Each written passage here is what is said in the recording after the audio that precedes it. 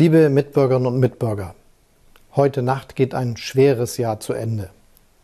In keinem Jahresrückblick fehlen die Bilder des 24. Februar, als im Morgengrauen die ersten russischen Raketen in Kiew, Charkiw und Odessa und anderen ukrainischen Städten einschlugen. Putin führt einen imperialistischen Angriffskrieg mitten in Europa.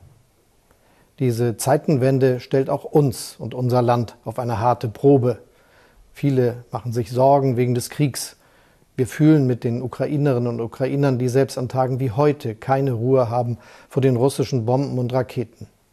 Und wir alle spüren die Folgen dieses Kriegs auch in unserem Alltag. Beim Einkaufen im Supermarkt, an der Tankstelle oder wenn wir die Strom- oder Gasrechnung bezahlen. Und doch handelt die Geschichte dieses Jahres 2022 nicht allein von Krieg, Leid und Sorge. Putin hat die Ukraine eben nicht in wenigen Tagen überrannt, wie er geplant hatte. Ganz im Gegenteil. Tapfer verteidigen die Ukrainerinnen und Ukrainer ihre Heimat, auch dank unserer Hilfe. Und wir werden die Ukraine weiter unterstützen. Die Europäische Union und die NATO stehen nicht gespalten da, wie in manch früherer Krise, sondern so geeint wie lange nicht. Und wir in Deutschland sind nicht eingeknickt, als uns Russland im Sommer den Gashahn zugedreht hat, weil wir uns nicht erpressen lassen. Auch das, liebe Mitbürgerinnen und Mitbürger, ist für mich die Geschichte des Jahres 2022. Sie handelt von Zusammenhalt und Stärke und ja auch von Zuversicht. An dieser Geschichte haben Sie alle mitgeschrieben, überall in unserem Land. In Wilhelmshaven an der Nordsee zum Beispiel. Vor 2 Wochen hat dort die Höegh Esperanza festgemacht, ein schwimmendes Terminal, das uns künftig mit Flüssiggas versorgt. Das neue Terminal und die dafür nötigen Leitungen haben unsere Ingenieurinnen und Facharbeiter in nicht einmal 200 Tagen gebaut. Schon in den kommenden Wochen und Monaten gehen weitere Flüssiggasterminals in Betrieb in Lubmin, in Stade, in Brunsbüttel. Damit machen wir unser Land und Europa dauerhaft unabhängig von russischem Gas. Und zugleich kommen wir so durch diesen Winter.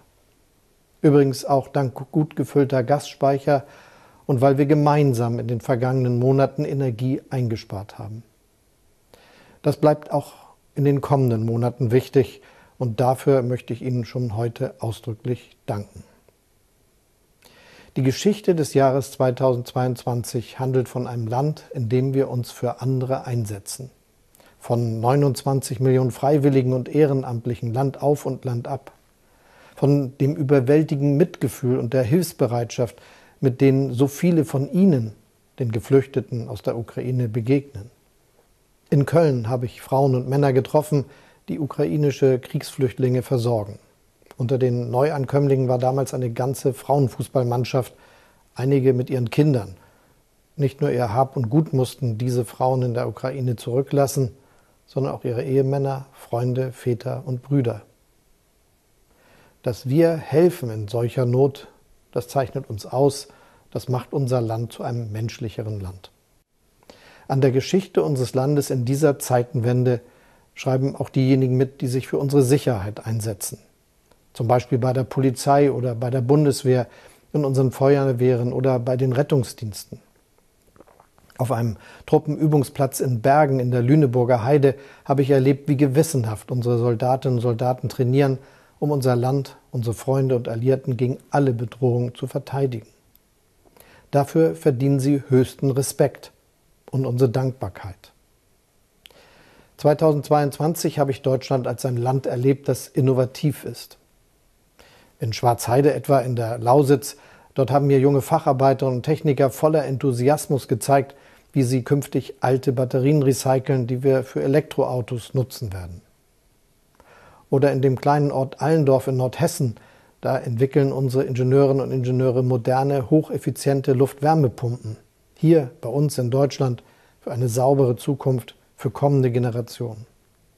Und ich denke an all diejenigen, die solche Geräte dann montieren und einbauen.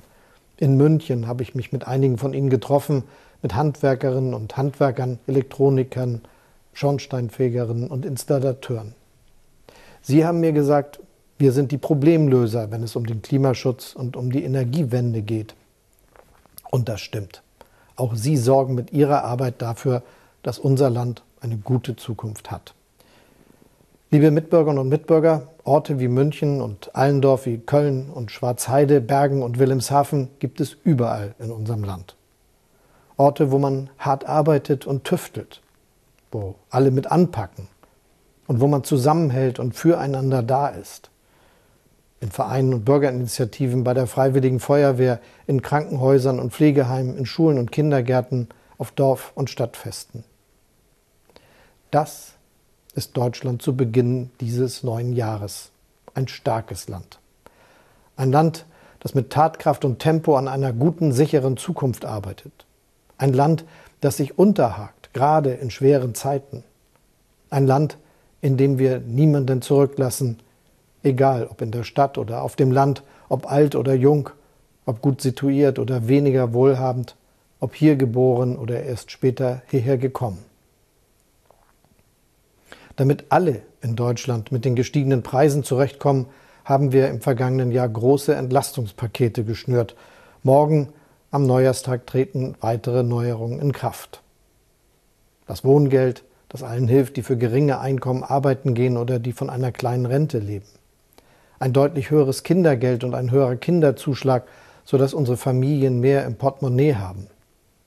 Steuerentlastung, insgesamt 19 Milliarden Euro für die vielen, die jeden Tag arbeiten und sich anstrengen, hier in unserem Land.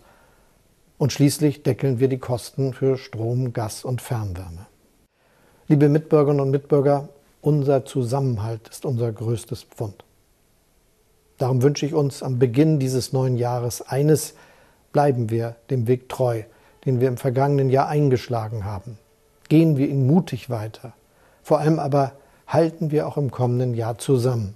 Zwischen München und Wilhelmshaven, zwischen Schwarzheide in der Lausitz und Köln im Rheinland. Wo immer Sie heute Nacht das alte Jahr verabschieden und vielleicht mit Ihrer Familie, mit Freundinnen und Freunden auf das Neue anstoßen. Ich wünsche Ihnen von ganzem Herzen, dass dieses neue Jahr für Sie ein gutes Jahr wird.